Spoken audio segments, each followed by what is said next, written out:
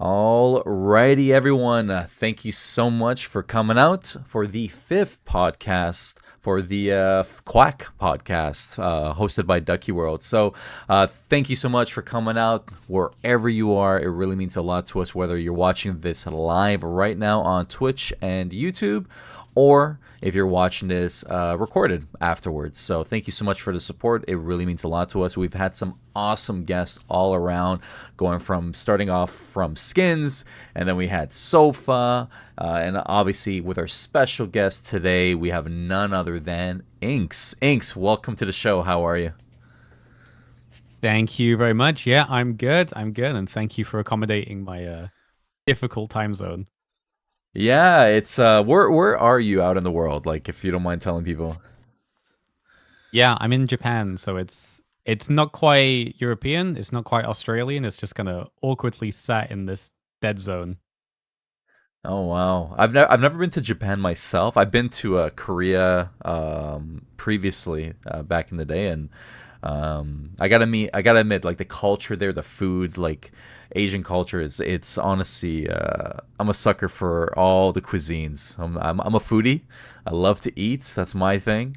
But that's awesome. Well, thank you so much for spending time here, and I know it's late for you there. I think we're like 12 hours apart, if I'm not mistaken. So it's gonna be a good show. I'm excited for us to talk about a couple things. I know yesterday was a little bit interesting with what's happened with Discord. I'm sure we'll touch on it very slightly later in this episode. But first and foremost, how about you introduce yourself to the community in case someone doesn't know who you are. Yeah, absolutely. So yeah, hello everyone. My name is Inks. I've been around on Habbo since around 2006, 2007. I've been around Origins one day after the start. And I've done a bit of a mix of things. We ran a fan site for, I mean, up until now, but it's been on the back burner for the last 6 months or so called Trader Club. We've done a ton of events called Community Days. We've done community festivals. And just recently, we wrapped up Ha Birthday, which was a 1 year celebration of Origins where we had 21 events and we raised $2,000 for charity. That is incredible. Now, you mentioned right in the beginning that you started a day after Origins. How did you hear about Origins? Like, what brought you to the site? Uh, you know what? That's a great question. And I don't have an answer, actually. You I don't even remember have hearing Oh, it okay, like, gotcha. I know. It's all a blur to me now. I mean, the time zone difference meant that like when I was hearing about it, it was like morning for me. So it was kind of everything was a bit offset. So I've got a day one trophy in one of my rooms, but it's dated the 19th because for me that was my day one. Okay, okay. And have you ever played like Legacy or Modern, or is this your first time touching into Habbo? Yeah, so I played quite a lot in like '06, '07, and I quit around I want to say like 2010 maybe. Okay, okay. So about a few years there, and then in terms of the game, like obviously you played a little bit of Modern, you came back to Origins. You've obviously stuck around in the past year. What has kept you in this game? Like, what's the couple things that you're like, you know what, I'm still here a year later because of this, this, and this. I think that's something that it depends so much on the person. I think for me specifically, I just really like communities. Like no matter what kind of niche it is, just getting a bunch of people together that all have a shared interest in doing cool stuff together. I just think there's something magical about that. And for me, having already spent so much time, when I was much younger, playing Legacy, it was really cool to be able to mix in this nostalgia and community element and kind of use the skills that I've learned growing up since then and bring those to Origins. So be that through, coordinating events or setting up websites. I think that's why nowadays, especially with Origins, it may be a smaller community, but we're seeing so many things being spun up for, like so much infrastructure, just because people have adult level skills now and a big advantage from when they were here as kids. Yeah, honestly, the things that the community has put together, whether it's websites, games, any type of unique streams. It's definitely been fun to watch. I even admire like a lot of the things that different community members have done. And honestly, one of the first things that we can actually dive into, speaking on this, is the fishing. The fishing game has come into the game, right? You are obviously one of the group of people, if you want to like shout them out as well on this stream, because I don't want to miss anyone's name, and I know you probably know them. But in terms of the fishing, where did the idea come from? And if you wanted to tell the little background story behind it. Yeah, so I mean, fishing was it was kind of a late suggestion because for me myself, I work in the games industry, so there's a lot of focus on stuff at my job where we need to find ways to make sure that people who are coming into the game stick around. And for Origins, that's just a pretty hard problem to solve. I think one of the ways that we can do that is to make the experience better for free to play players, and specifically on free to play players who don't want to spend. There's a lot of people who may come into Origins, especially with the Steam release, which we can totally get into later. Making the Habbo experience stickier, which Dom has said or Dave has said quite a few times. And I think one of the ways that we can do that is by creating something that's a little bit grindy. It gives players a reason to stick around. Everything in Origins is purchasable. You can be really good at Battle Ball, get a gold dragon, but then you can buy it. You can have a really good entry to Habbowood, but you could still buy the chair. You could win a golden hammer, but you could also sell it. But with fishing, if you see someone with the fishing hat or the easel, you know that they have spent the time to grind through that and get it from their own hard work. And to be able to do that for free, I think adds something to Origins that hasn't really been there at any point in Habbo. Yeah, I think when it comes to fishing, I completely agree with you. I think we needed something that's a little bit stickier, something like you mentioned, free, because this is a pay to win game at the end of the day. And I will say it is definitely a grind fest. Right now I'm at level 58. I tell myself I'm going to do one level a day, and that's it. Because it obviously takes quite some time, and if you're not paying attention, if you have something else in the the other part of the screen, it's a kind of a little difficult at the end of the day. Now, in terms of the fishing idea, that came out of Discord, right? Or did it come from somewhere else first? Yeah, so that was something that I'd kind of been chipping on in the background since I want to say like December. Just again, like in the background, thinking of ways that Origins could be improved from a retention and engagement standpoint. So those two terms specifically. Retention is how many players come back after a certain period. So if someone plays on day one, how many are coming back for day two, day five, day seven? And engagement is to what depth are the players who are coming into Origins engaging with the in-game systems. So, are they buying Fernie? Are they visiting rooms? Are they, completing the daily stamp quests?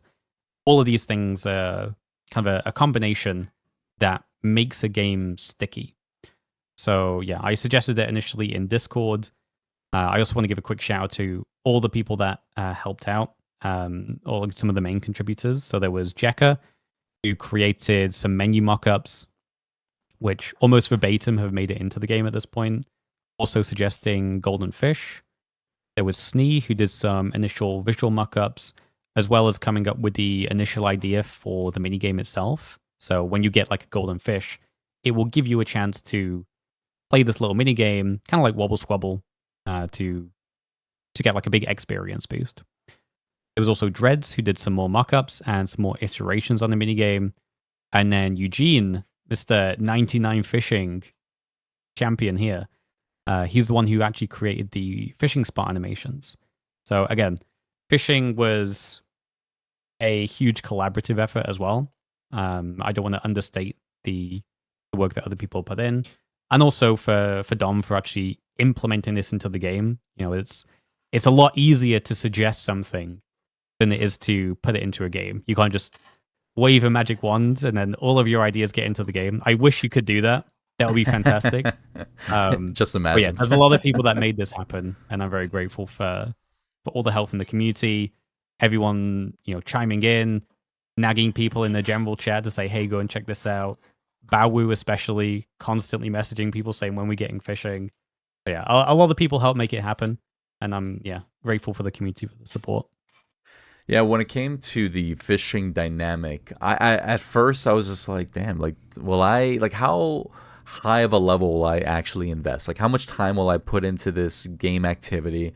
And not gonna lie, at first I was just like, it's gonna bring me out of my room. I'm not gonna be building as much. I'm not gonna be doing things as much in guest room. So I was just like, I was a little concerned with fishing, even with a couple podcasts below, sorry, previously. And I was just like, man, now with that new public room that just got shown, I'm like, I got a little bit of FOMO, and it's brought me back into the game activity, trying to get to level 70 at this point. And obviously we have that new blowfish, the golden, looks like a little golden statue in a way. Uh, it's an activity that's actually worked. If you think about it, it's brought people in, and huge shout out to all the people that you mentioned. Like obviously was a community driven idea through Discord, of course, through the feedback forums. And this idea, when did you guys start it? It wasn't like back in March, right? Or was it before that? I can't remember. So that's a really good question, actually. Tell you what, I've got it up now. It was. Oh, this was in January. So yeah, this January, was some time ago, wow. actually. Yeah, so like this was when we were already seeing, there's been so many waves of this, of people saying, "Oh, Origins is dead after 2 months." Oh, after Yeah. 4 months, Origins is dead. For some reason, people just love being a doomsayer on things. I don't understand it personally. But yeah, like there was so many people doing this, and this was when I was kind of getting to the point of, okay, how could we actually improve the game long term? Because whenever you release a game, there is always a drop off. It doesn't Yeah. matter what. It doesn't mean that you've massively mismanaged the launch. There is just always a drop off. You can look at every single game, be it AAA, indie. At some point, there will be a drop off, and those drop offs can be dramatic. It just means that you need to look at ways to, now that you've released it, to slowly iterate and slowly build upon that. And again, we can maybe get into this a little bit later, Mhm. but I think some people, not everyone, there's kind of this level of entitlement from, again, some players of the player base where they expect everything to be perfect on the first iteration. And building games takes a long time. It takes a lot of work, a lot of trial and error. And I think that's why, like us as members of the community, if we want to complain about things, then we should at least try and find ways, be that through suggesting new pieces of content or new ways to manage things, to actually try and help with that. No one has the right answer, but collectively, maybe we can get somewhere close to what will work. Yeah, I agree. I think at the end of the day, things take time, right? And I do believe of being proactive. I do believe that taking the big steps before launching a product matters a lot, especially with fishing. Like it's clear that with this idea that came out in January, fishing, didn't launch too long ago. I think it's been about 2 months of fishing right now, or if not like a month and a half, something like that. But it goes into development, and it's clear that Dave has taken a lot into consideration, whether it's the design, the little mini game, and so forth. And we have someone in the chat that they love fishing, but the mini game is ping reliant. I think he's actually adjusted that. I don't know if he's fixed it for yourself. But I know for me, the ping reliant has actually made it a lot easier. It seems. I'm not sure what he's done, but the mini game isn't as bad as it used to be. Now, in terms of the fishing dynamic, is there something you hope to see in the near future? Like, where does fishing go from here for you, Inks? I think there's a lot of ways it could go. I think for me, the biggest one is bringing it to private rooms. Now, this is a very controversial take. I also want to put a big asterisk here, and just because I initially suggested phishing, and for the reasons mentioned, this is still a community feature. There is no expert on what phishing is and what it should be. This is a very community driven game, so for me personally, I think bringing this to private rooms has a lot of general positives more so than negatives. The probably number one reason for me would be to give a new incentive to build out a new category. So right now we have trading room, which is realistically the only one that gets seen actively. True. Yeah. And there is a concern that if we introduce fishing into private rooms, that will completely drain the incentive for public rooms. And to some degree, that's completely true.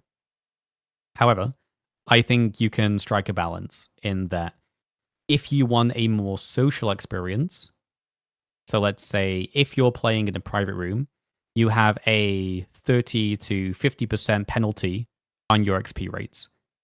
But you can do it in a smaller room, you can do it with your friends, and you can build your own custom rooms fit around that theme. So you can imagine someone doing an Easter fishing room, a pirate ship fishing room. There's so many different ways that you could take this concept and apply it to big and small rooms alike. I think that's another thing is doing this in a small room, I feel more comfortable. That's What you could then that's do as well, Sort of cut you I off. think you could That's also, an interesting idea. I like that. I like the fact that you can cut down the XP in a guest room. Because I'll be honest with you, I'm against the idea of being in a guest room. However, you saying that brings me on your side. Like you actually convinced me there. Because now, yeah, if you want to do it in your room, sure, but you're gonna get less XP. But there's that fine balance. But yeah, continue. That opened my mind a little bit. yeah. I mean, I think that's the other thing, right? Like, we don't know what we don't know. And there's so many different angles that there's going to be. There's angles that I haven't considered yet that maybe someone can bring me up on. And maybe that convinces me the other way, right? Like, it's just us all coming together and discussing these pros and cons and being willing to change our stances on things. But I think for things like public rooms, we've already seen a good example with the fish statue, which can only be fished in the most recent room. So again, maybe another incentive could be you can't fish bottles in private rooms. Right now, it doesn't take that long to get it. You could also say you can't get the badge in private rooms. Again, like you can have all these penalties to it, but the main incentive would be rather than being in a big public room, you could do this privately with your friends. And maybe you could also meet some people in smaller groups. Like I don't know about other people, but if I'm going to go into a big room, I'm less likely to engage than I would be if it was a small room with maybe 3 or 4 people in talking about their own different subjects. You could even have different subject hubs, like people who want to talk about a certain video game, people who want to talk about sports, talk about Habbo stuff. There's so much player opportunity here to make something cool of it. And you could even sell this in the catalog as a fishing spot. You could have perhaps like if you want to activate the fishing spot, you have to use your collected fish to buy some kind of feed to activate those spots for X amount of hours or X amount of days.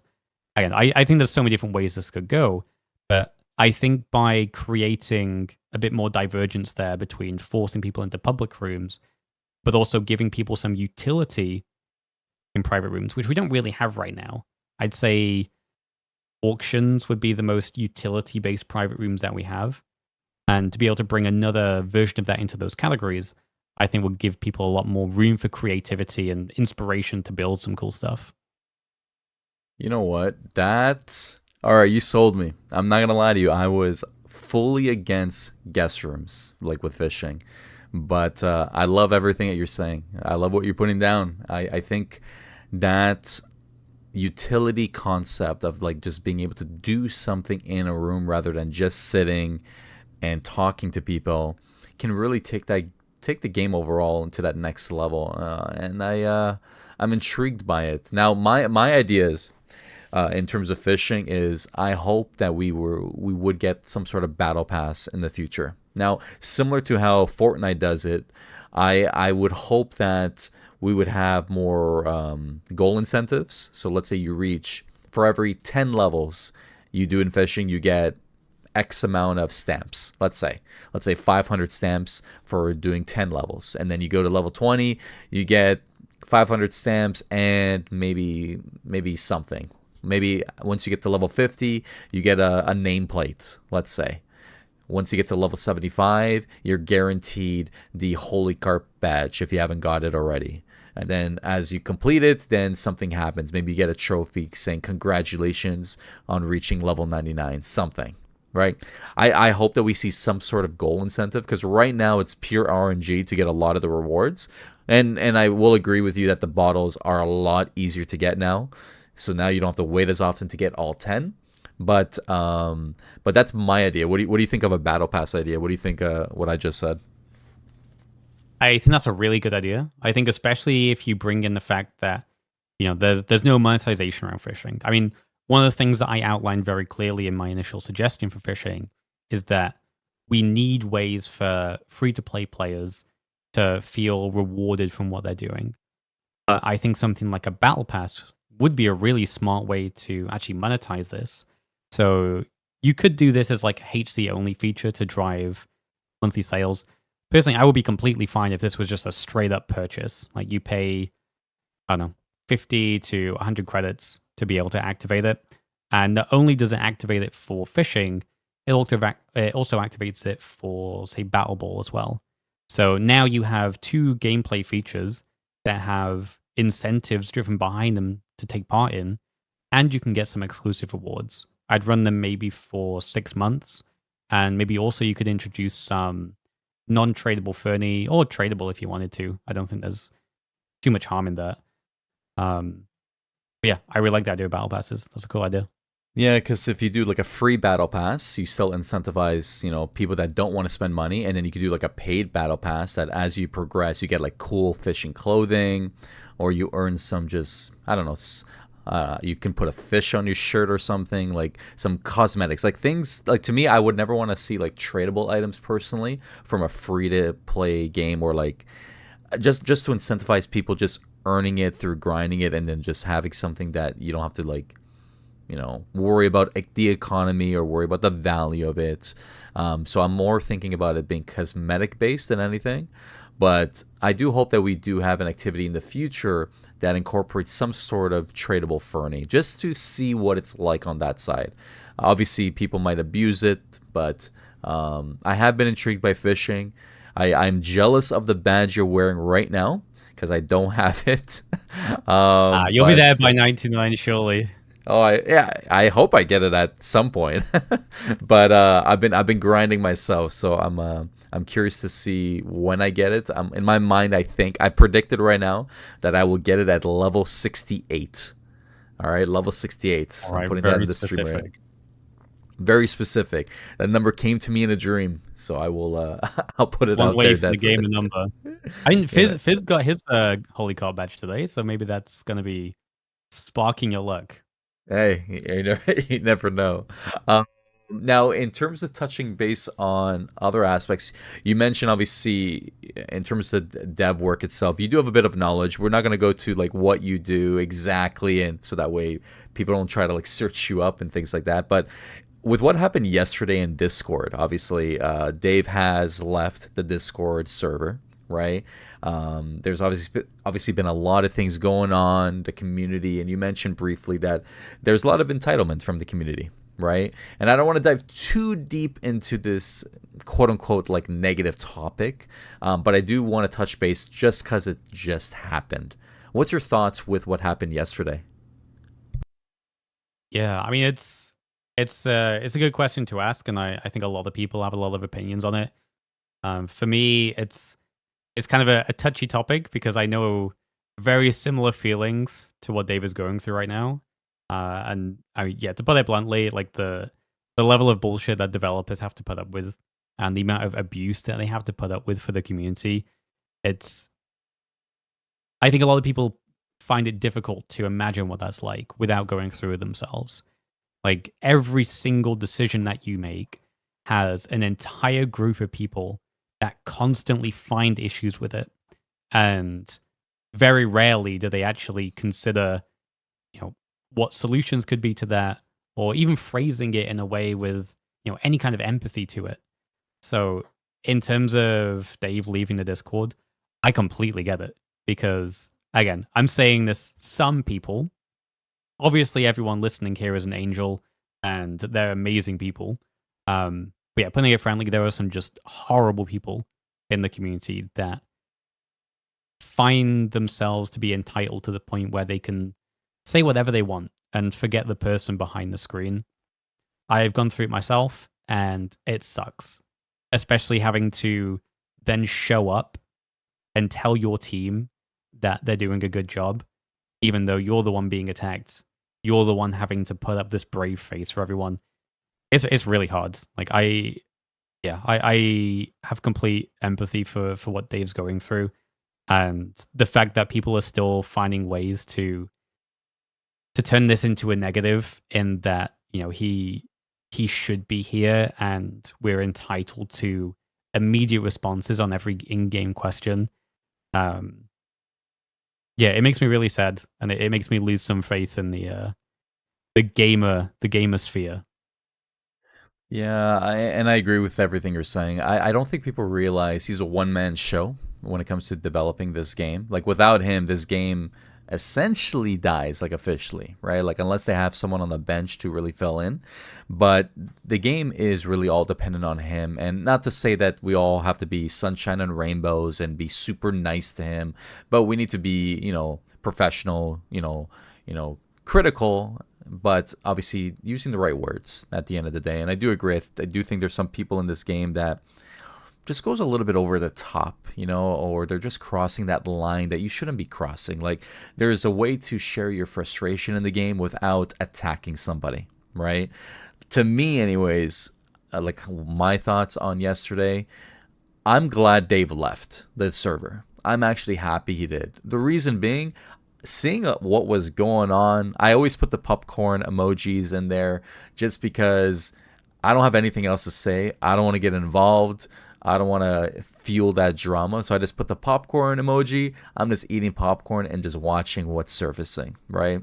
But I do think that him leaving was a good thing just because, number one, it gives him that mental reset that he deserves, that also allows him to remove some distractions, some emotional distraction as well, so he can focus more on the game. And then also, we don't miss an update now. Like when he posts something or if he makes a change, like these, like right now, the bots aren't coming in the game anymore. So for anyone watching, if you're watching this live, just so you know, those pop angels are not coming into the game. They were turned off Friday evening ish, and going forward, they won't be here for the anniversary remainder of the week. So when it comes to something like that, it hasn't been announced publicly yet. Right, he has put it on X now, so now people will know. But I think in those moments, people can now put his Twitter or X, whatever you want to call it, on an alert, so that way they can get a notification. And I think that's great. So I think it's a win on both sides. And I agree with you. I think some people in the community are, I don't know why, I'll be honest with you. Like when a staff member walks into a room, yeah, it kind of is nostalgia. Or if they're talking in Discord, it's kind of cool that we get to talk to someone on the other side that's developing the game. But I've never woken up in the morning going, I'm just going to attack this person. I'm this upset from the game, and I'm going to do it. Like I can't wrap my head around it. You know what I mean? Yeah, I mean, I think one thing that I think a lot of people forget is the demographic of this game. We're not teenagers anymore.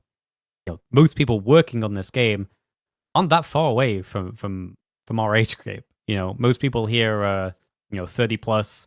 A lot of people have wives, kids. We're a bunch of millennials or boomers playing a game from 25 years ago.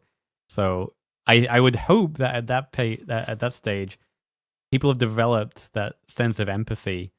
One of the comparisons that I heard a lot, especially at the start of Origins, is it's kind of like a high school reunion. And the people who are the most bitter are usually the people who have the least to show for it. And again, there's no judgment. People have reasons for whatever stage that they're in. But I do find a lot of the people that are overly critical is usually because they're trying to make up for some other areas. And one more comment that I do want to make And again, it's easy to forget this. It's very easy to destroy things, but it's a lot harder to create them. And I think a lot of people, again, not everyone, are kind of used to being in that position of destruction. And if you haven't been a creator before, if you haven't created your own, I don't know, games, online content, your own projects, again, like this goes like way outside of Habbo, but if you haven't been building things before, then it's very um, it's very difficult to picture what it's like to tear someone else's down. And I think that's why the people who I see that are repeatedly being courteous with their feedback, being respectful, being empathetic, is because they've actually built shit before.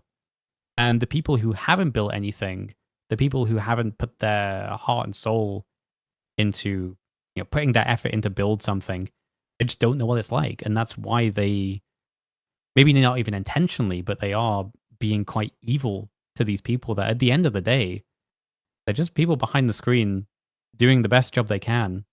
And like for Dave specifically, again, like I have my own points of criticism about Origins. I think a lot of people do, but that's normal. It's fine to have that. If you do something long enough, you'll have opinions on it. But what you also need to keep in mind is that this is a one-man show, like you said, for someone who's putting in not only time outside of the office. His replies aren't 9 to 5. They're also on the weekends. They're on Saturdays and Sundays and on days where he's not even supposed to be in the office. Like this is way above and beyond what anyone in like a typical salary job would be doing. And he's doing this because he cares about the game. And my only hope is that people can recognize just how much work goes into that and can not take that for granted. Yeah, I agree. And I think when it comes down to it, I hope that him leaving the Discord will wake some people up a little bit. If I were to make any changes, I would just remove the general channel from the Discord and just allow it to be more of a feedback place, because I don't want to lose. I know there's a feedback thread right now to shut down the Discord, and I don't know if it's a meme or if people actually believe and they want that, because it's been upvoted quite a bit. I personally feel that it would be a huge loss if we lost the whole Discord, right? Because it is such a great opportunity. Like if we didn't have it, fishing wouldn't be in the game. Like let's be quite honest. Well, maybe I shouldn't say that because we never know, obviously. But considering so many ideas came from the Discord, who knows what the game would have looked like right this minute. So if I were to make any changes, I would remove the general, no more open, chatter, no more open communication, just feedback forums for people to just submit ideas, share their thoughts. And then obviously we still have the community events, community ads for people to share their content or events that they're doing inside the games, kind of like a traditional forum. That's what that is actually what I would personally do. But to shut down the whole Discord, I just feel like, I get it, people may not be fully happy with what's happened, and I know it's been very toxic the past couple of days, and with Dave leaving, I know people have their own opinions, but I just hope people realize that if we were to lose this Discord as a whole, no matter the pros and cons that it offers, I feel like we would miss it. I feel like it'd be something that we would regret if we actually lost. Because there's not many games that give you this sense of ownership with a lot of your ideas where you can submit it, right? Because you can literally say, you influenced this game through fishing, right? There's other people in this game that has influenced other ideas, right? We have the Fernie command where you can now search items. That was from Matthew, if I'm not mistaken. Now we're getting like notification pop-ups when there are in-game notification, scenarios. Like the other day, the pop angels were turned off, and then you saw a little pop-up on the screen. That's from Dreads, right? That idea. So I feel like we would lose this if we didn't have the Discord. You know what I mean? Yeah, 100% agree. I think there's a lot of value that comes from having an official place, an official community where you can come together and interact with developers. And I do think it should be highlighted as well that is a privilege. Like you said, there's very few games that do that. There's a ton of studios that I've worked with in the past, and they don't do that because there was just so much noise, and it's hard to shift through that. I think a lot of people forget just how small Origins is as a game and as a community. And just because it's a small game, again, it kind of comes back to that entitlement of feeling as if they deserve this constant access to the people working on the game. And again, this isn't like a full team dedicated to Origins. A lot of people are splitting their time between other projects at Stu Lake and Origins itself. So, yeah, I agree. I don't think the Discord should be shut down. I'm not even like fully in support of shutting down General. I do think there's a lot of drama that goes on there, but I completely understand why that a lot of people would want to see it shut down. If that was the case, and I do think that would make moderation much easier, and I think it would cut down on a lot of drama. And we just had a forum style, like think back to like Habbo's days. If every piece of communication was just on a Discord like Habbo's forum, then I think we'd have a lot less drama. I think feedback would. I was gonna say be a lot more reasonable. I don't know about that. Maybe not. Maybe not. I like how you pause right there. You're like, wait a minute.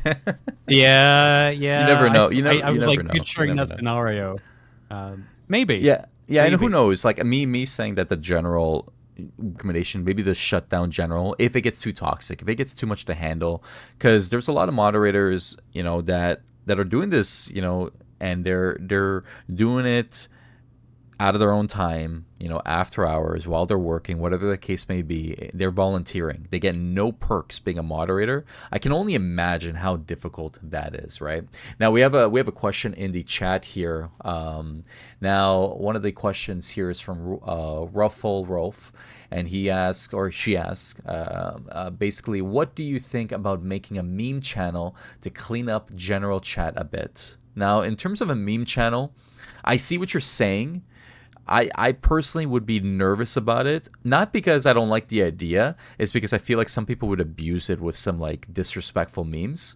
And I feel like some people might take it too far, and it's also harder to moderate because it's not something you can easily search, right? You can search text so easily in Discord, but searching some specific image, something that's on an image would be quite difficult, especially if it's a GIF as well. So I'm a little bit nervous if we were to ever have that personally.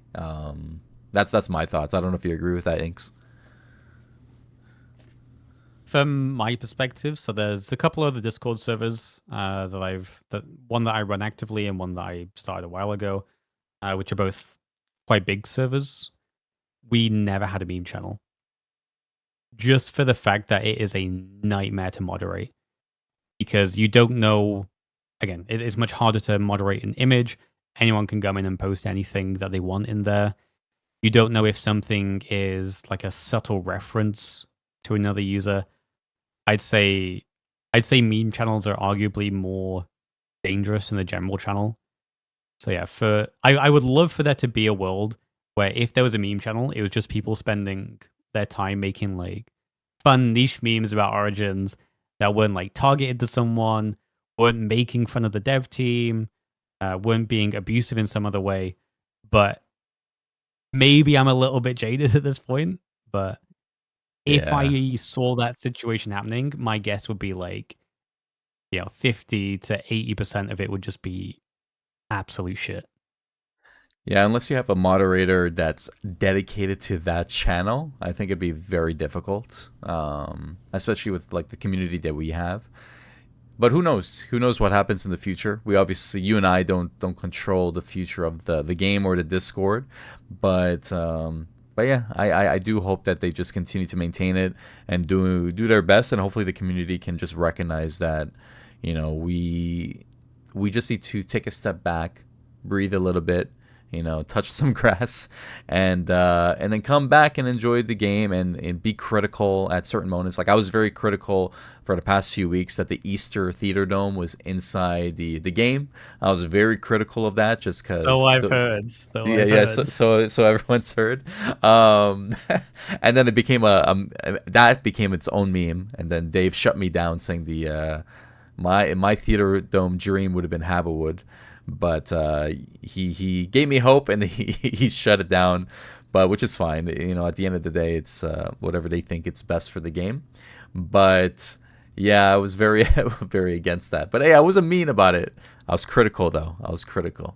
A Now critical meme. I like it. it was a critical meme. Exactly. We started a new trend here.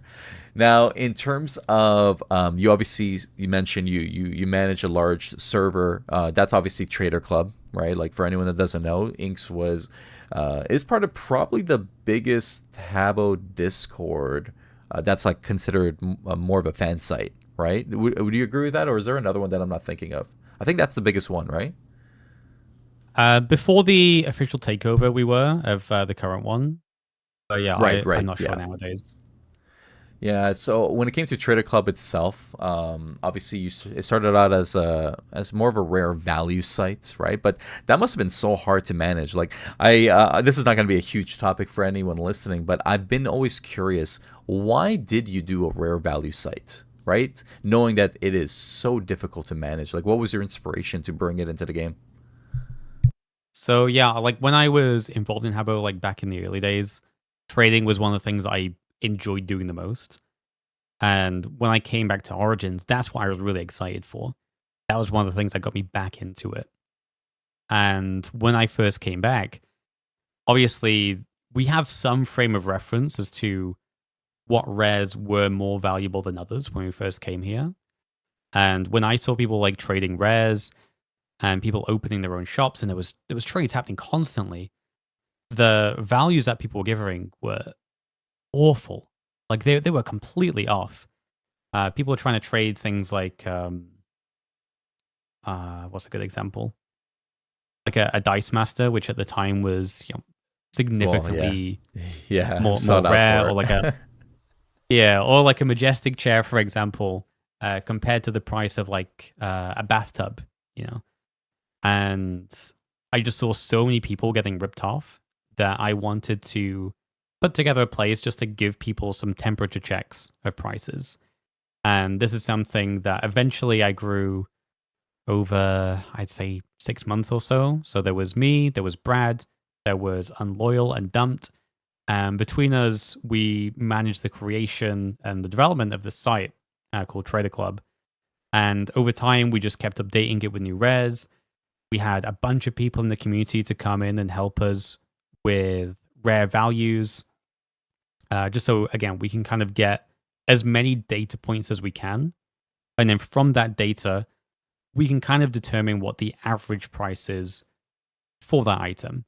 Sometimes that was really easy because they were very stable, static items. So, like majestic chairs, for example, they're traded semi frequently.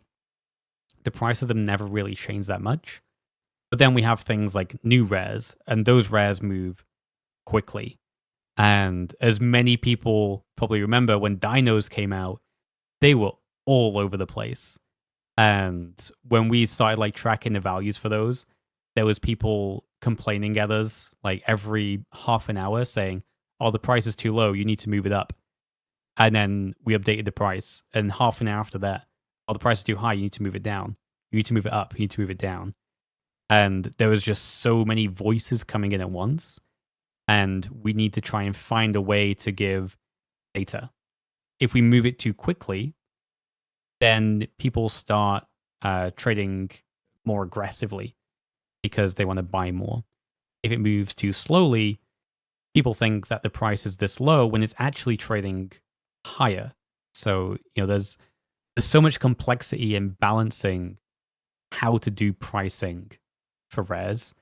And, the whole team, like all of us, we tried super hard to get those as accurate as we can. And I'm super proud because I know just how much effort the team put into, especially Unloyal. Like he built out an entire rare value community on the side of Trader Club just to gather more data points. And this was a super big task. There was so much that came into managing the values of these. So yeah, huge respect to him and all the work that he put into that. But yeah, it was a ton of fun. we've kind of taken a step back from that, which if anyone's looked at the website, we've added a last updated column, and you'll see that most of them haven't been updated in the year. Thankfully, Bobber.me has kind of taken over there and taken responsibility for rare values. Yeah, it's been a ton of fun. I don't know if we'll be doing that again. For me, I Yeah. just way more prefer running events. There's just so much enjoyment that I get from doing stuff like that for the community, as opposed to having to be this source of rough truth.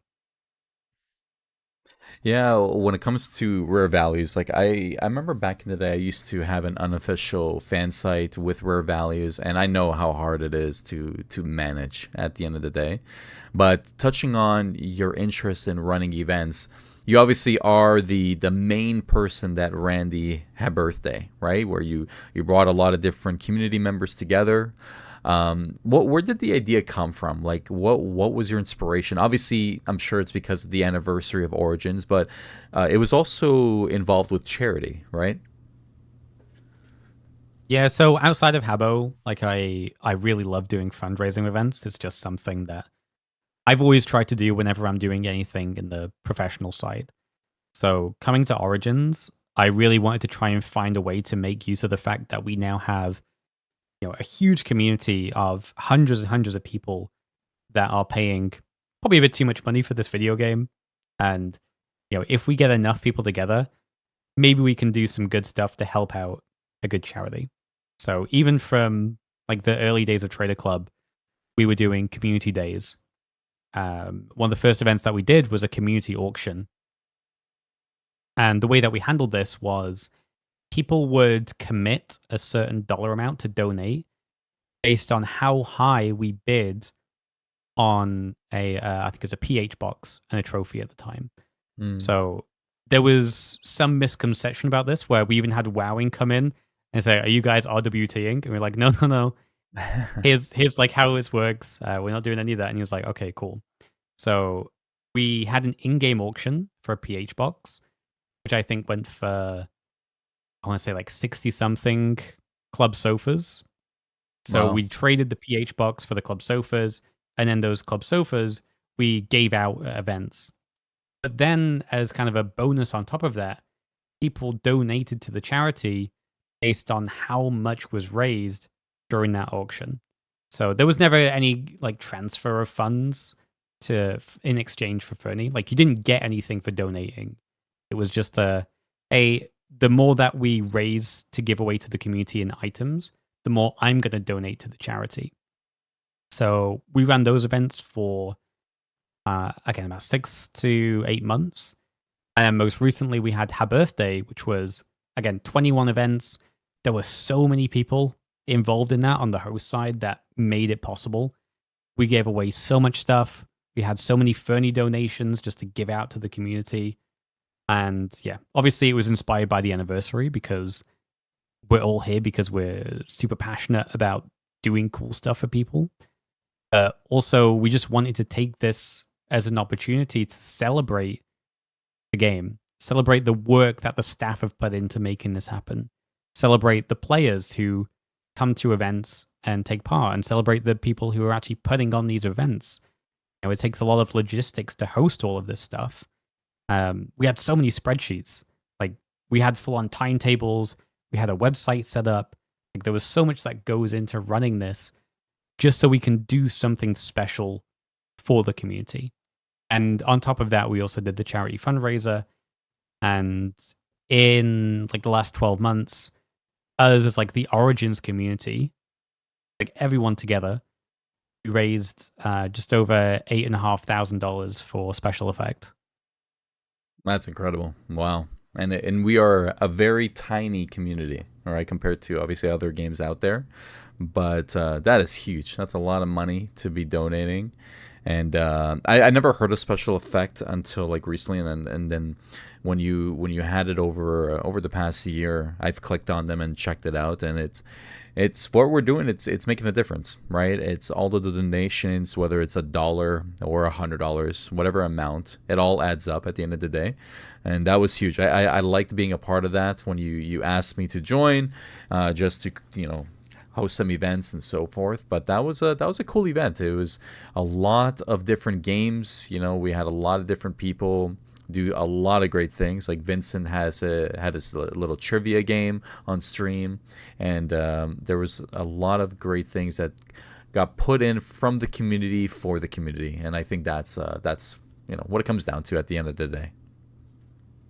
Yeah, absolutely. I just love the fact it was a celebration of the community. It was everyone coming together to do some cool stuff. And again, like the amount of rares that were given away was crazy. I mean, even Dovek, he gave away a bronze dragon, which is Yeah. a ridiculously expensive in-game item.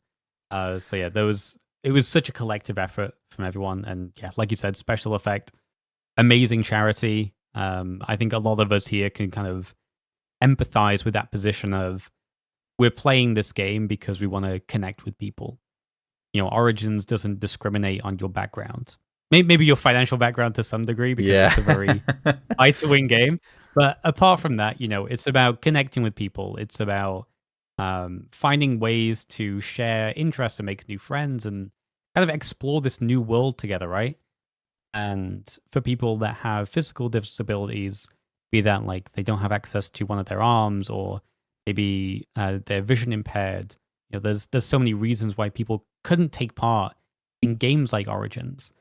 And what Special Effect does is provide specialist equipment to where everyone can take part in these things together. And especially the people who can't access these and haven't been able to access these kinds of communities their whole lives, it can make a huge difference in quality of life. And that's just one of the reasons why I'm so proud of everyone in the Habbo community. Like it's difficult, right, to get people to part with their money for nothing. Like you're not getting anything in return for donating in these events. It's just helping people out. And I think it's very difficult to do that nowadays, and especially from a small community. And I think the fact that we have raised so much over this last year, it just shows how many great people there are in the community. And yeah, kind of like I talked about before during the closing ceremony, I'm just so proud of everyone in this community. Most people in this community. Yeah, when it comes to overall, the event was amazing. Dovek's generosity and everyone's generosity was huge.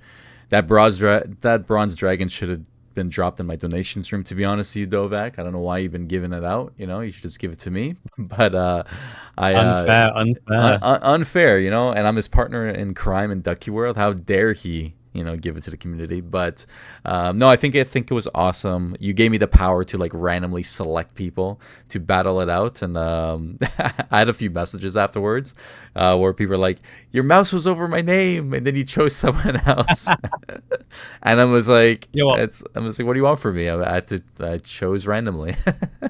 I'm so happy that was you and not me. It's I'm not. No, I'm just kidding. No, I didn't mind it. For me, it didn't matter. And by the way, you left the room, so if you want to join back in.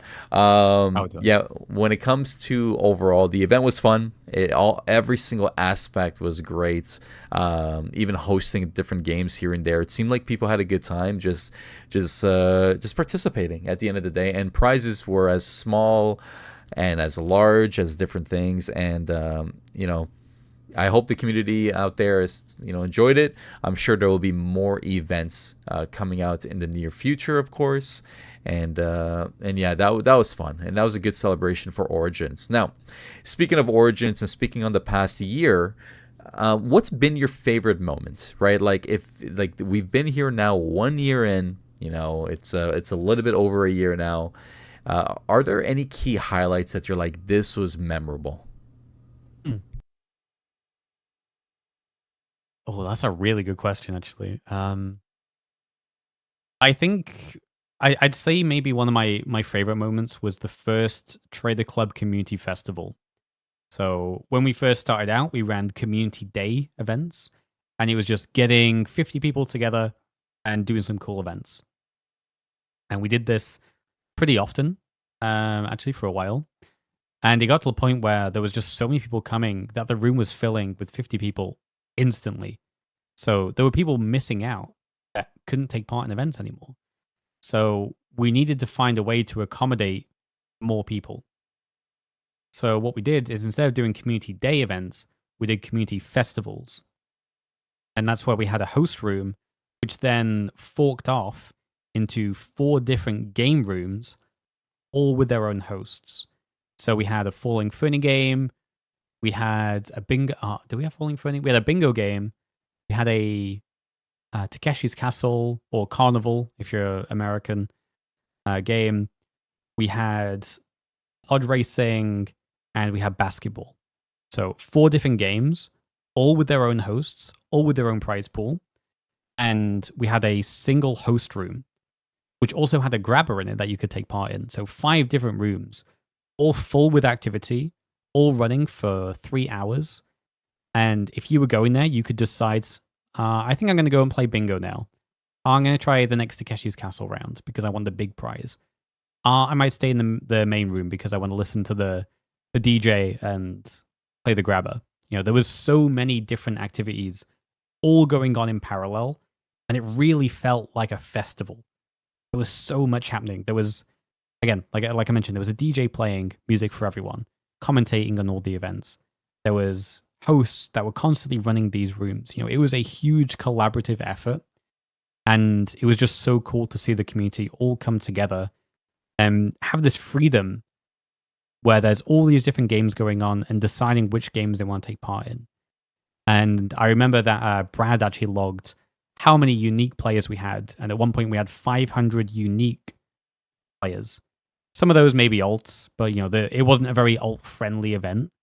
Like, it would be quite difficult to balance that. So to see that many players all taking part in this one event that we had, it was, really, really cool to see that. Now, in terms of that event itself, was there something apart from community driven? Was there something that the Origins game, like something that Sulik made that you're like, that was awesome in the game? I mean, they introduced this feature recently called phishing. I don't know who suggested it, but yeah. fantastic feature. Huge credit to the Origins team. Apart from that feature, of course. Yeah, I mean, there's been a lot of new additions to the game. I think stamps is a good step forward there. Again, it's all about creating ways where the time you spend in the game can reward you as a player. So right now, stamps is mainly for cosmetics. You can do not just like the cosmetics for your character. You can get nameplates. You can get different poses. I'd even be cool with having some non-tradable Fernie thrown in there as well, just to, again, reinforce this idea of the more you play, the more you get. And I think there's some improvements that could be made with stamps, making them easier to earn outside of just the big community events. Battle Pass could be a good incentive there. But I think in general, giving players a way to just get stuff themselves without having to pay money is something that's really going to help the long-term growth of the game in general. And I think if we all want Origins to grow over time, those are the features that need to be prioritized more so than things like, adding more Fernie, adding more rares, which there's enough going on there already. And I understand the desire for things like that. But I think we kind of need to take a step back and just think what's going to be best for the growth of Origins. Because the more features that we implement, or Dom implements, to make this game sticky long term, the more players we're going to have to interact with and ultimately grow all the other aspects of the game that people also want to grow as well. Yeah, I think what it comes down to, it's there's been so much that's been put into the game as of recent. It was one idea that I thought, like when you said stamps, this reminded me, and I'm so sorry for the person that actually said this idea. I can't remember, and I don't wanna just throw out a name randomly, but a cool idea was a daily incentive where it becomes a streak. So the more time you log in, so like let's say you logged in 5 days in a row, you get some sort of increase in your stamps, and then the longer the longer that streak goes, the more stamps you get. So right now it's 10 stamps, let's say. Let's say the next time you log in, it's 15 stamps. Then the next one you get is 20 and so forth. I thought that was an awesome idea to incentivize people to, log in. And stamps obviously is not giving you any tradable items. So, you're just doing it to do it. And it incentivizes people to have more of a reason to log in every single day when they can. Yeah. Another question I got here, and I gotta admit, you gotta provide context here because I see this all the time. So I hope I don't have to silence this in this recording right now when it goes live on YouTube and other platforms. But someone asks in the chat here, how does he justify his love for Guzman? What is Oh, Guzman? this is 1T1, isn't it? So for anyone unaware, there's a brand called Guzman White Gomez, and it's potentially one of the most legendary chain restaurants out there that does Mexican food. They have fantastic tacos. They have okay burritos, and their guacamole mix is incredible. Incredible, maybe. And there is a hater called 1T1 that doesn't fully appreciate the depth and the culinary expertise of this place. Maybe one day he will. But yeah, that is how I justify my love and devotion for this fantastic chain. Okay, good to know. Good. Now I understand it because I see that every once in a while in Discord, and I'm just like, is this like? Is this slang for someone? Like, should I say that to Inks too? Like what's going on? Like, I what mean, is it could this? be a Right? slur. You don't know. You don't know, and that's why I was nervous. I'm just like, should I say this on the podcast? Like, Yeah, should I be you're gonna have to careful? bleep that word. Am I gonna get blacklisted from Sioux Lake? From doing more of these? Who knows, right? So yeah, it was an interesting question, but I'm glad we. It seems like it'll stay on the stream here. So for anyone listening, we're all good. We're all good. Now I see in the chat as well people nervous about battle pass, and don't worry, like I'm not saying battle pass is the answer to all things of getting rewards and stuff like that. For me, a battle pass is more just incentivizing people, leveling up, logging in, having more of a reason to chase something. Because to me right now, I'll speak for myself. I've leveled up to 58 in fishing. I've grinded a lot. It's taken a long time to get there. It's not easy, but at first we weren't getting bottles that easily, right? Like I got to 56 until I got my first bottle, and I know they increased the rate right now, but nothing happened before that, and that's the tough part. And I know we're earning tokens to get some furniture from the catalog, like some untradeable furniture, but some of those things you're gonna just run out so quickly, and then what if something else comes out that you really want? I was thinking more of like just incentivizing, if you get to a certain level you get something, so maybe not a battle pass per se, but just something just to reward people for all the time that they're putting in, and keeping it untradeable so that way no one has to say anything. But I think it would be pretty cool, like if that hat that's being sold for 250,000 fish tokens was earnable. Like let's say once you get to level 99 you can get it or you could buy it, right? I wish there was like another option to get some of these untradeable cosmetics and of course some furniture as well. So yeah, exactly, Groot. Some sort of milestone, like some sort of way to be like, oh wow, he got that because of this, right? Because right now with the Holy Car badge like that Inks is wearing, we know that he got it because he grinded and RNG blessed him with the badge, right? But what if he's wearing something else, or if someone has that Holy Carp easel, that they earned it by spending a certain amount of tokens. I just wish for more milestones in the near future. Now, another topic that I wanted to bring up, Inks, is when it comes to Origins, there's a lot of great things in the game itself that's come a lot of quality of life changes. What's next for Origins in the next year? Like, what do you have in your mind? I know Steam's around the corner, so maybe we can touch on that briefly. But what do you envision in the next year of Origins?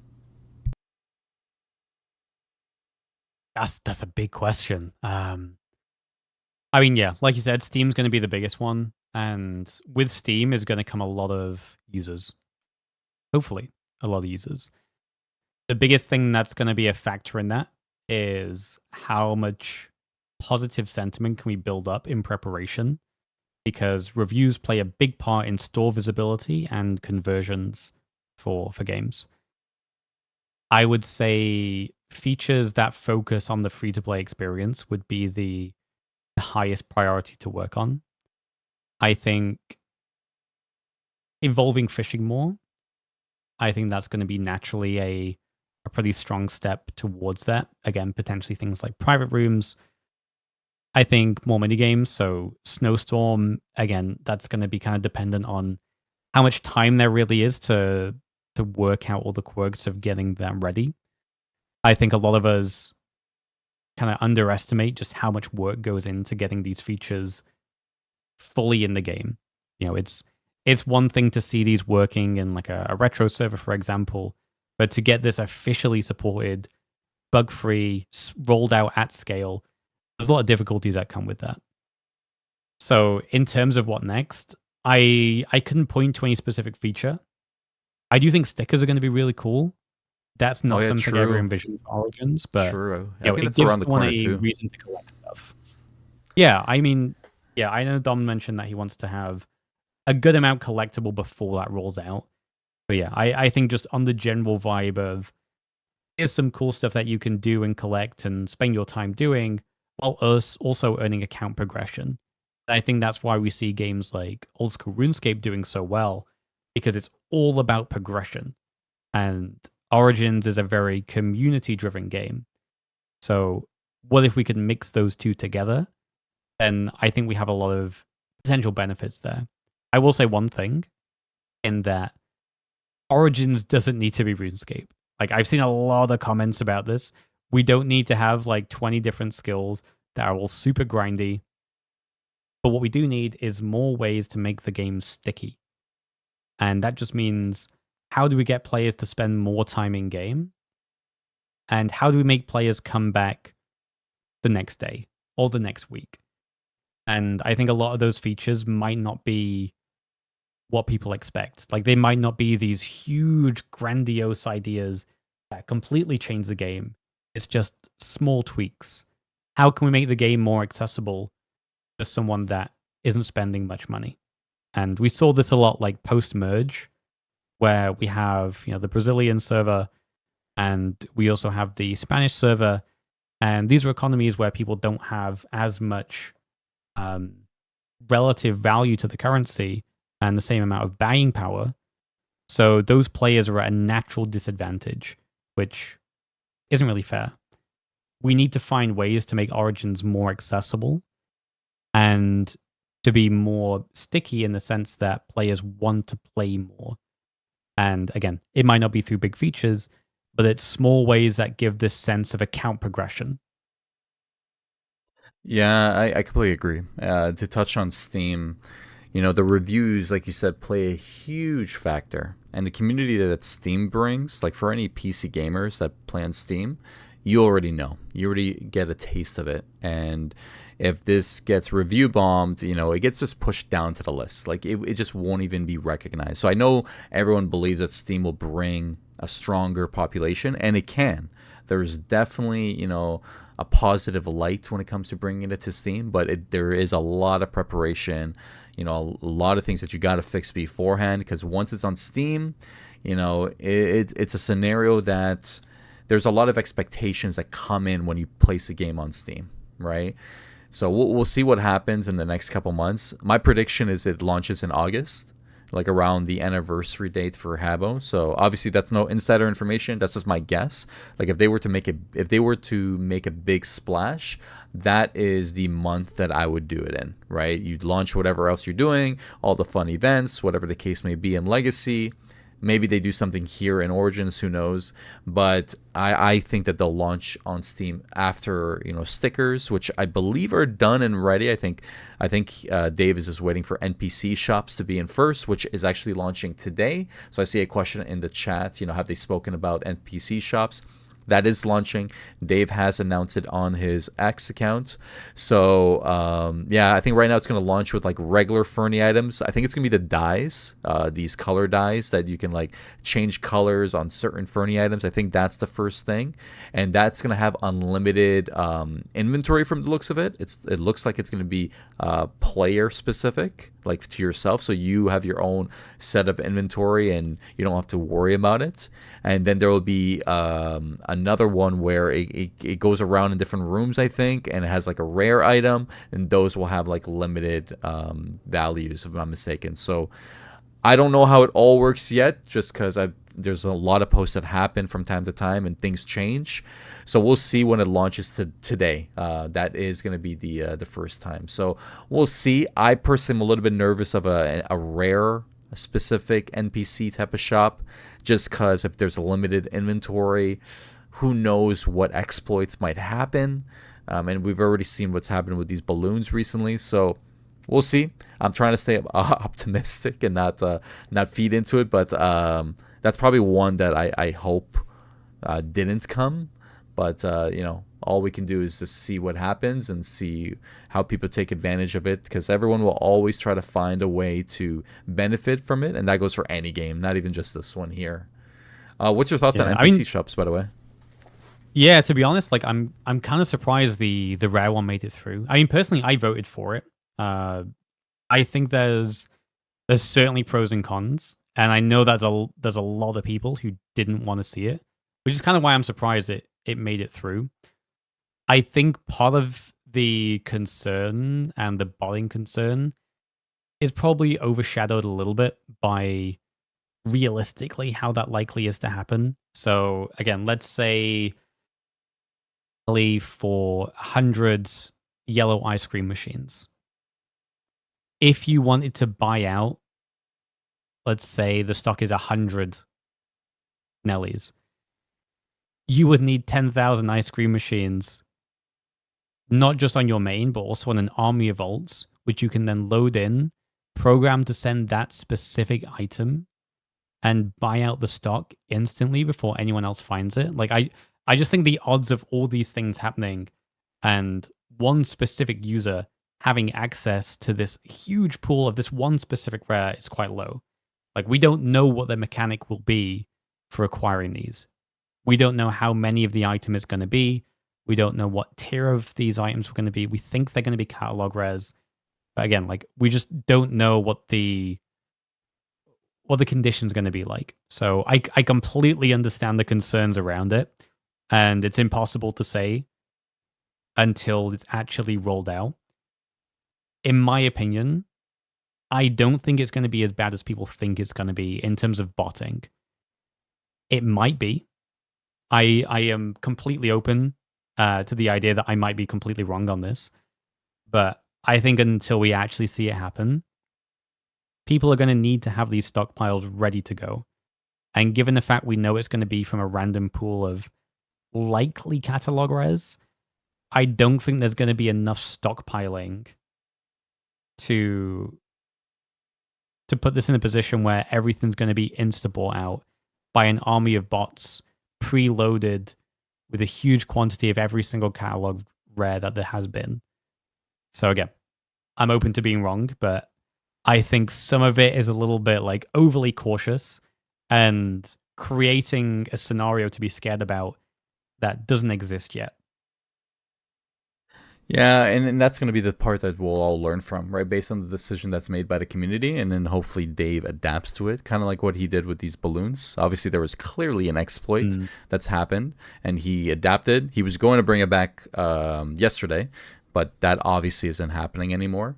So there is no clean solution. So hopefully with these NPC shops, if there happens to be one time that it got a little bit intense and someone got a majority of the items, then hopefully he adapts as quickly as possible before the next one releases. So we'll see. You're right. At the end of the day, we don't officially know.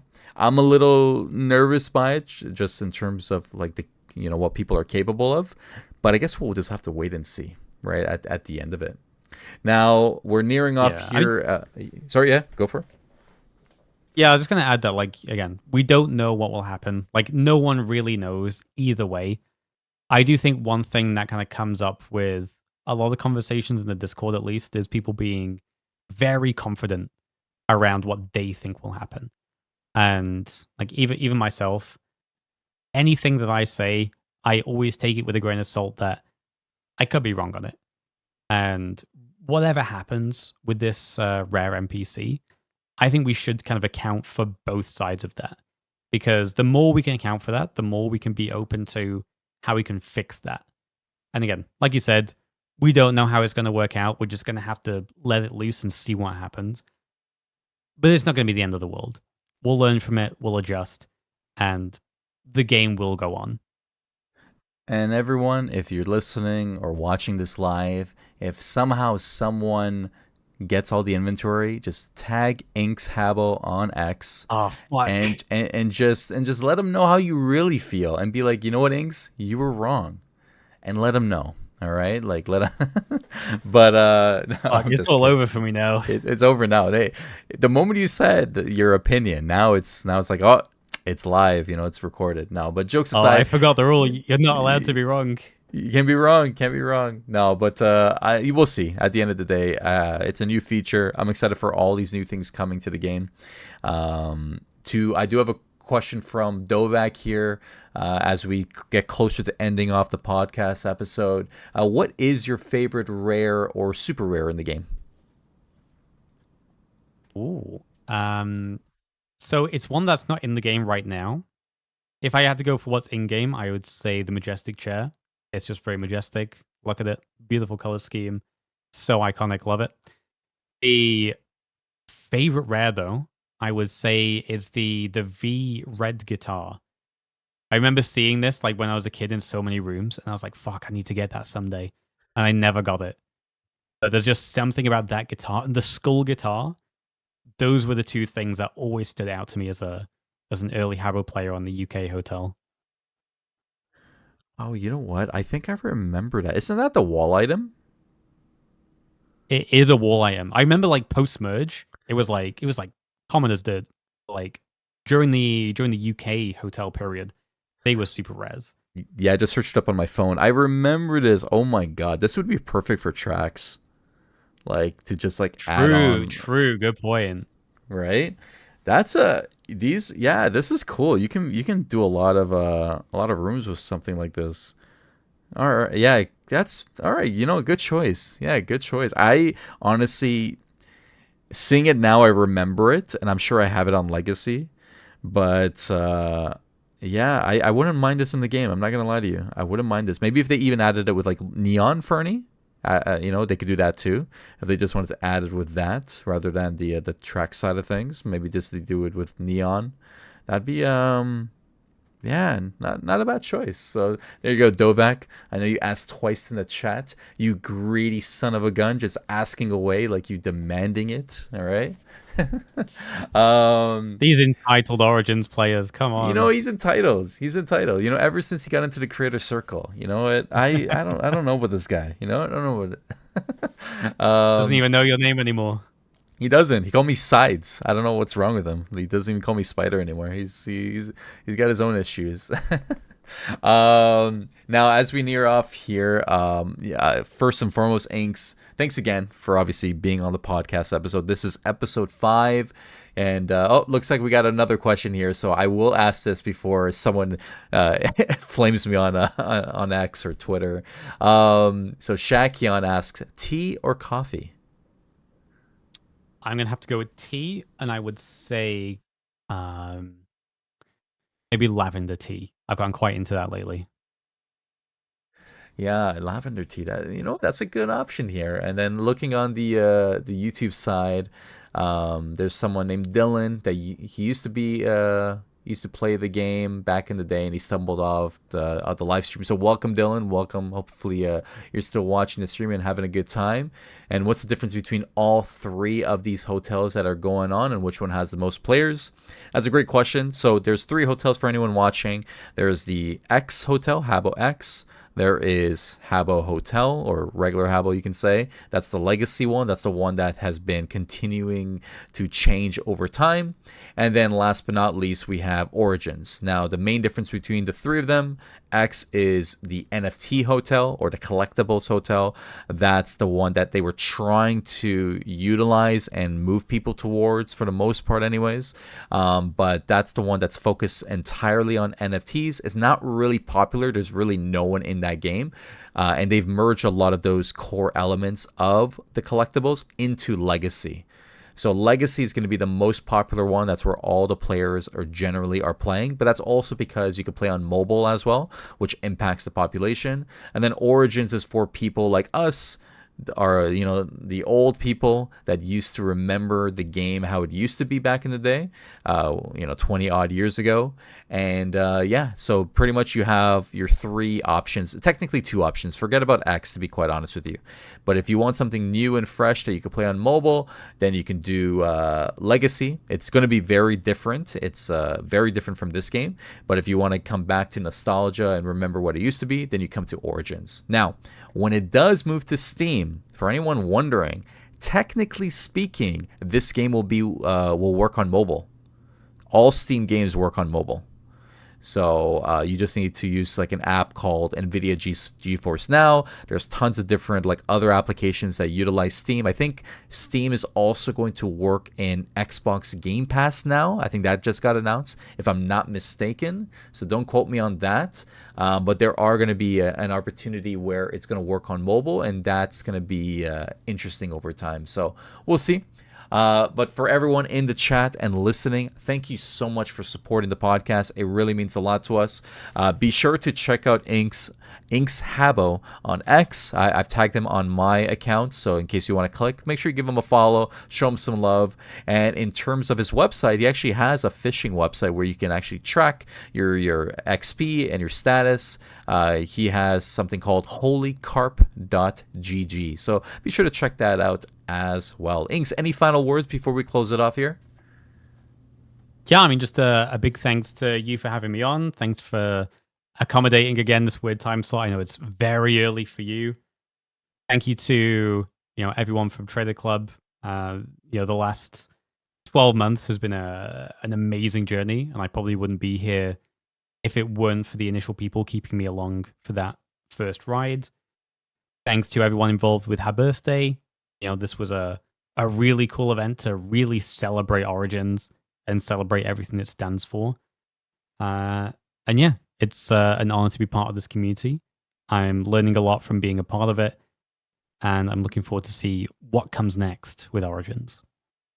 I love it. I love it. Well, I appreciate you being on the show. It was awesome. This is it was a great episode, just covering different topics in the game. For everyone listening, thank you so much for following and supporting the channel. So whether you're watching this on Twitch or YouTube, wherever you're at, thank you so much. Be sure to subscribe to YouTube. Follow me on all the social media, so that way you never miss a moment. And in case you want to watch previous episodes, in case you're watching this now and going, okay, wait a minute, what other episodes have there been? Be sure to check that out. The next episode is the one that I've been talking about for a couple weeks now. It's the redacted episode. That's the one that is not going to be streamed live. Maybe I'll play the video live, but it will be recorded. It's already been recorded, sorry, and it will be live on YouTube in the next few days, just getting final approval. But other than that, thanks again for watching. Thanks for sticking around. Thanks for, letting us know what you think, and thank you so much for all the follows on Twitch here.